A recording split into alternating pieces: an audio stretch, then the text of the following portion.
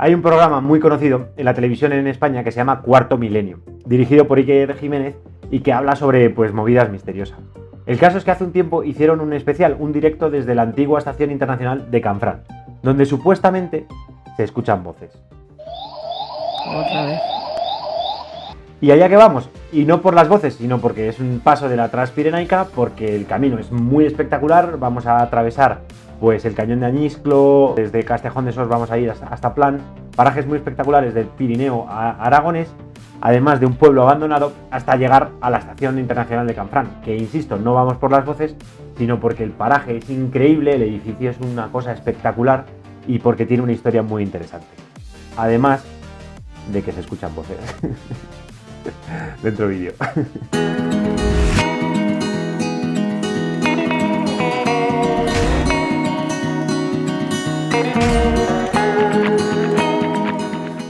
Qué a gusto se está en el pueblo Baños.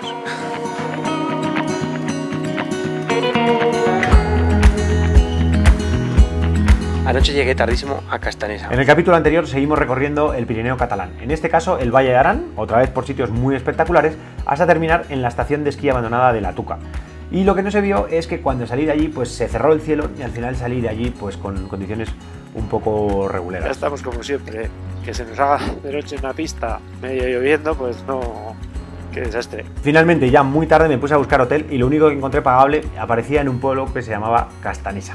¿Y aquí cuánta gente vive en invierno? En invierno, pues como 14 personas. Es la fruta mejor de España. ¿La trae usted de dónde? De Lleida. De Lleida. De Lleida. ¿Y qué va? ¿Por todos los pueblos? Por todos los pueblos del Pirineo catalán y aragonés. Pidiendo caridad porque no se vende nada. Pidiendo caridad. Bueno, hacemos lo que podemos, como todo el mundo. Había hecho una reserva en Booking de este hotel que es espectacular. Es un edificio del siglo XVII, pero muy impresionante, con unas vistas a toda la sierra increíbles. Hay una paz en este pueblo además. He dormido muy bien, pero tengo la espalda reventada. Cada mañana me levanto un pelín peor que el día anterior. Pero voy a seguir, porque en moto se va bien y porque hay que avanzar. Entonces, a ver si llegamos a Canfranc hoy, que ya está bien, ¿no? En el capítulo de hoy vamos a atravesar casi todo el track del Pirineo aragonés, mucho menos montañoso y más asfáltico que el track catalán, pero con paisajes igualmente espectaculares. Y si no, ya veréis ya. Ya está, ya estoy arriba de la moto y ya no me duele. Bueno, me molesta un poco aquí, pero bien. Es que andando es un suplicio. Bueno, chavales, va a haber que levantarse, ¿no? Bastante peor que ayer, ¿eh? Ahora levantarme de la moto me da cuenta. Bueno, como está Aragón, ¿no? Ha cambiado el color de la tierra, se ha puesto rojizo. Ha cambiado por completo el track de estos días de atrás. Para empezar vamos a 1400 metros y un poco más alejados de las montañacas. Y luego pues hay menos tierra, pero asfalto muy estrecho, sin nadie. El primer tramo destacable del día es una pista que sale desde Sant Feliu de Beri hasta Bisauri. Un tramo sin mayor dificultad y que no supera los 1500 metros de altura, pero que circula por un paraje que bien justifica salirse del asfalto. Voy despacio por varias razones. Una, porque estoy jodido de la espalda. Dos, porque me da la sensación de que por aquí en cualquier momento va a haber turistas. Y tres, porque tengo una extraña sensación de que esto que estoy haciendo no es legal. O sea, no había ningún cartel que pusiera prohibido.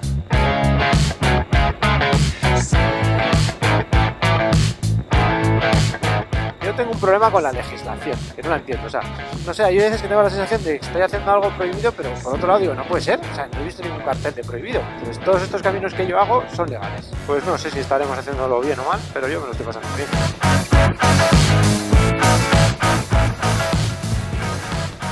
Oh, llega el asfalto.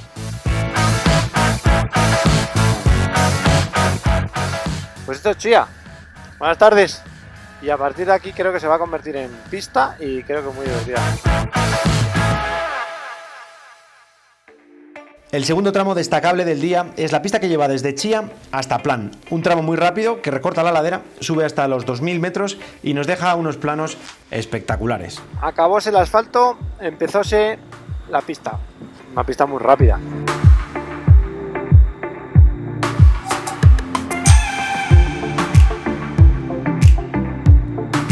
Pues esto no para de subir, pista rapidísima, motorracus, va espectacular. Mira, he vuelto a cambiar así de repente el color de la tierra, se pone roja. A partir de los 1600 metros se pone la tierra roja. ¿Y por qué? Pues mira, lo he estudiado.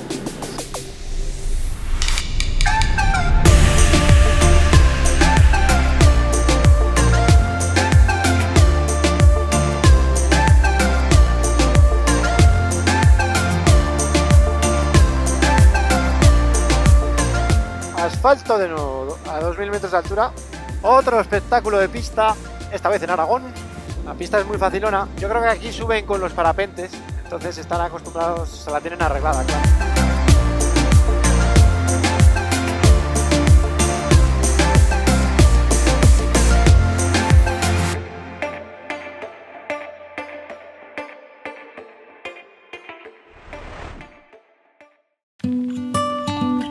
Y el último homenaje destacable del día es una carretera que atraviesa el cañón de Añisclo, una estrecha lengua de asfalto que se hace camino entre dos impresionantes paredes verticales y siempre paralela al río.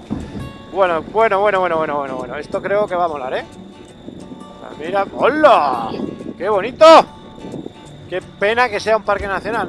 O sea, qué alegría que lo sea, pero qué pena porque no puedo volar el dron. Pues sí que hay desprendimiento, sí. Pero mira cómo han escarbado aquí. ¿Se han mordido la montaña para hacer la carretera esta o qué? ¡Qué espectáculo! Muy divertido, ¿no? Un poco videojuego. Ole. Me lo estoy pasando muy bien, ¿eh?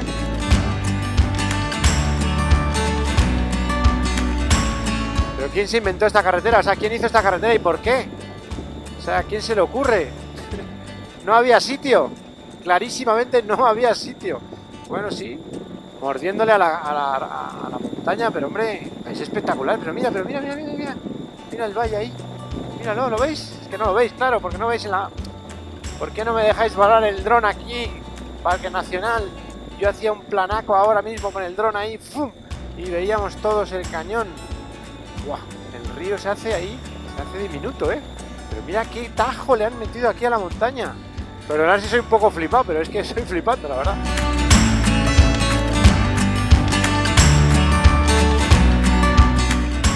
A ver, ahí os enseño un poco el río. ¿Veis? Bueno, pues así todo el rato. En fin, muy bonito este cañón.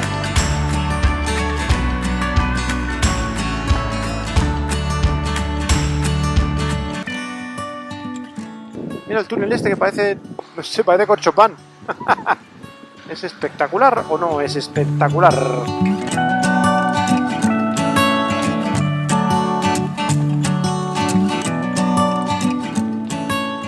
Esto es Parque Nacional. El Parque Nacional empieza... Bueno, viene por aquí, sí. Ah, vale. Entonces dron no se puede volar. No. En la parte que es parque. En el parque no. Y el trozo, pero casi todo es parque, todo lo que yo he traído. El cañón. El cañón. Menos el principio, la carretera, sí. Oh, qué pena. Sí. Bueno, pues nada. ¿Hay un mirador arriba? Tienes un mirador, sí. Vale, el mirador perfecto. de cruces. Ese es el cañonaco.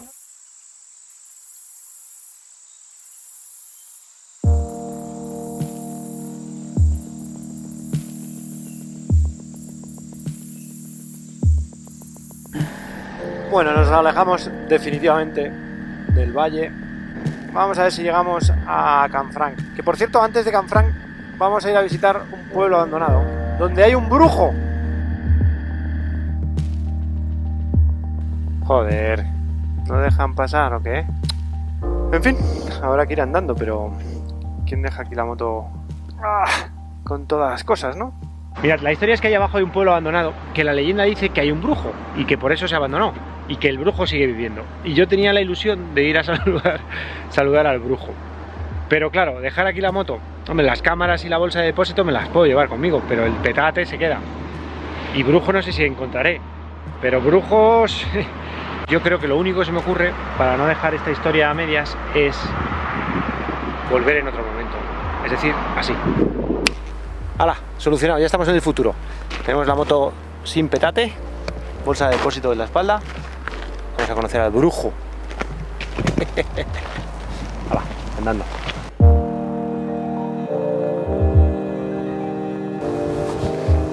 Dicen que este pueblo fue sometido al terrible maleficio de un poderoso brujo que había jurado venganza sobre el pueblo y todos sus habitantes por haberlo denunciado a la Inquisición. Al parecer, el brujo se vengó de la denuncia y el ganado empezó a morir, el campo dejó de dar frutos y la gente tuvo que abandonar el pueblo. Y dice la leyenda que el brujo sigue aquí, pero no aparece. Si aparece, os prometo que empezamos un programa que se llame Quinto Milenio. Pero no, y la verdad es que yo me esperaba que el pueblo estuviera completamente abandonado, pero lo están restaurando. ¿Qué día, qué mes está aquí por un lado, y qué día más bueno estamos teniendo? Claro que vosotros no lo sabéis, porque en este momento estamos en el futuro. Vamos a, si os parece, vamos a volver al pasado y avanzamos un rato más.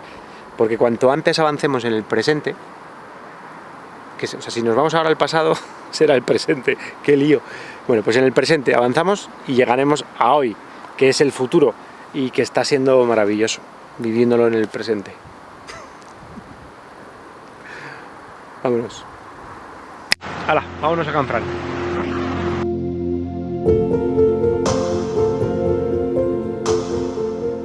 ¿Pero quién ha hecho esa iglesia ahí?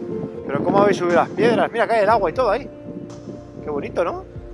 Mira, un puente ahí, qué bonito también, ¿no? Dolmen de Santa Elena. ¡Qué bonito es el Pirineo, joder! ¡Montañacas!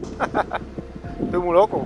Estamos llegando a Canfranc, que tiene dos puntos, el pueblo y la estación. Yo voy a la estación, aunque el pueblo tiene también su historia. Entre otras cosas porque se quemó en el año 44 y tiene también así una especie como de maldición, de leyenda y tal. Este es el pueblo, pero de Canfranc estación. Cuando se quemó el pueblo, mucha gente se subió aquí a vivir. Cuando la estación funcionaba internacionalmente, que era una estación súper importante. Hostia, ahí está. Ahí está la estación. ¡Guau! ¡Qué espectáculo!, ¿no? Cosa más bonita.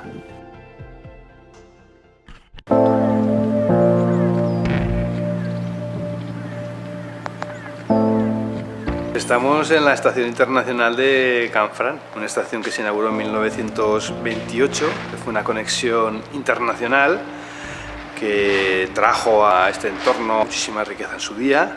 Estamos a 1200 metros de altitud, con unas laderas muy verticales y cuando se empezó a construir vieron las dificultades que tenían para poder hacerla, porque se les venían los torrentes de agua, se les inundaba. Entonces hubo que hacer una transformación en las laderas, hubo que plantar hasta 6-7 millones de árboles, hubo que canalizar barrancos, hacer construcciones antialudes, hizo un trabajo espectacular para que esta estación estuviera aquí. ¿Por qué estaba a 1200 metros de altitud y dicen no está más baja y con menos dificultades? Fundamentalmente fue el Ministerio de la Guerra el que decidió hacerlo aquí, porque por una posible invasión siempre era más fácil defenderla. Entonces, paralelamente también se construyeron un montón de un patrimonio defensivo que tenemos también alrededor de la propia estación para protegerlo de una posible invasión.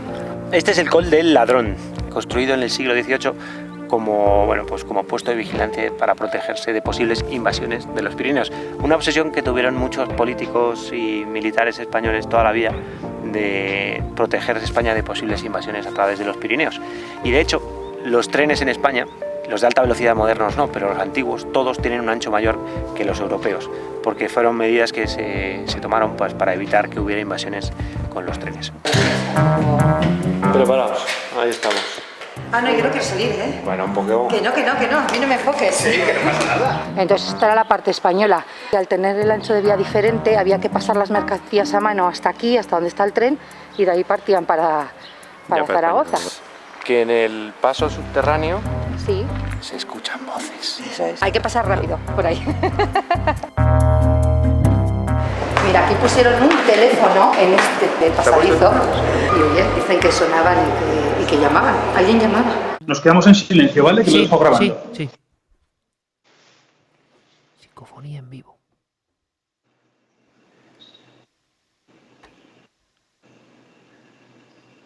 Yo he escuchado voces. Oye, Carmen dice que también. Una voz de hombre. Y había voces. Sí. Quinto Milenio entrando en la pomada. ¿Tú crees o no? Yo no quiero pensarlo, pero sí que es verdad que hay cosas raras.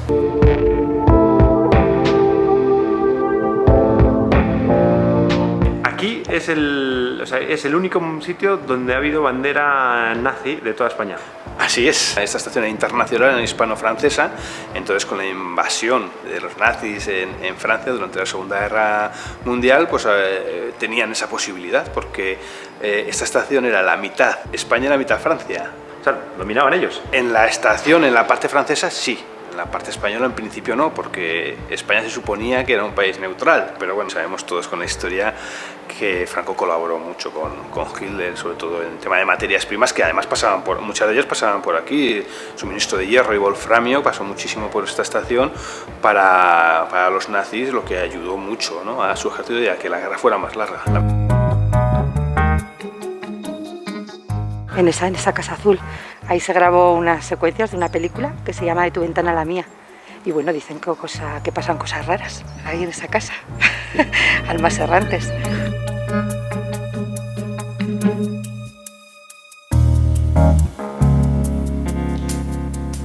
Y hasta aquí quinto milenio. Ahora vamos a seguir viendo la estación.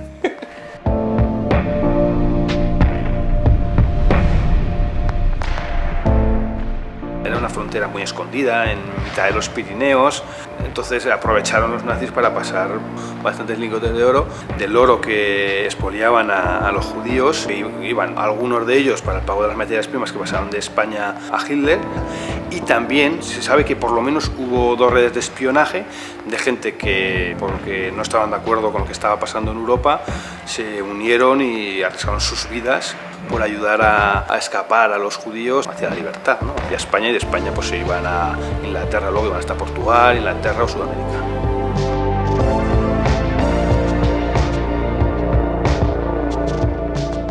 Ahora mismo lo que estamos haciendo con todas las obras que ves a mis espaldas y a la derecha y a la izquierda por todos los sitios es acondicionar esta explanada de la estación, primero una parte para pasar a terreno urbano, al municipio de Canfrán, uso turístico. Esta gran estación va a ser un hotel, y paralelamente se están habilitando a mi derecha pues una nueva estación, una nueva de vías con la idea de pasar a Francia, por lo tanto está cerquita que se pueda abrir esta línea internacional. ¿Bien? Yo creo. ¿Por qué no quiere salir, hombre? Es que parece que voy hablando solo, hombre. Si esto es YouTube aquí, te van a ver 4. Laura no quiere salir, venga. Bueno, venga un poco. Bueno, me estoy pasando muy bien, me siento muy afortunado, os agradezco eternamente esto, y ya podéis venir para que esto se compense. Esto lo hacemos para que vengan todos los moteros, vengan a visitar Canfrán. Eso es. ¿Estamos fuera de foco?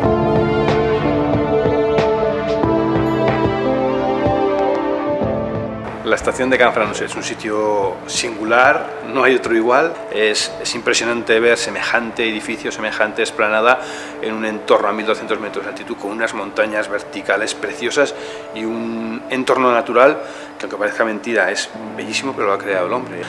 Es un ejemplo de cómo el hombre puede hacer cosas increíbles, ¿no?, como esto.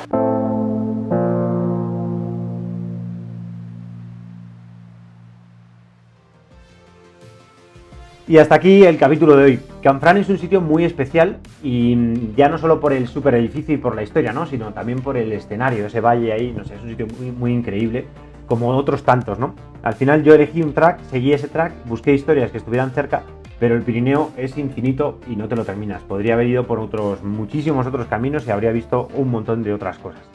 El caso es que fue lo que vi en el Pirineo aragonés, y la semana que viene, si me da tiempo a terminar el capítulo, porque va a ser largo, espero que sí, será el último, será Navarra, País Vasco. De nuevo, paisajes muy espectaculares. Voy a ir a Zugarramurdi, a un sitio muy, muy mítico también, y voy a intentar encontrar una base militar americana. Todo eso o el domingo que viene o el siguiente, pero espero que pronto termine ya esta etapa para centrarme en la nueva, que es México. Gracias por estar ahí, nos vemos pronto.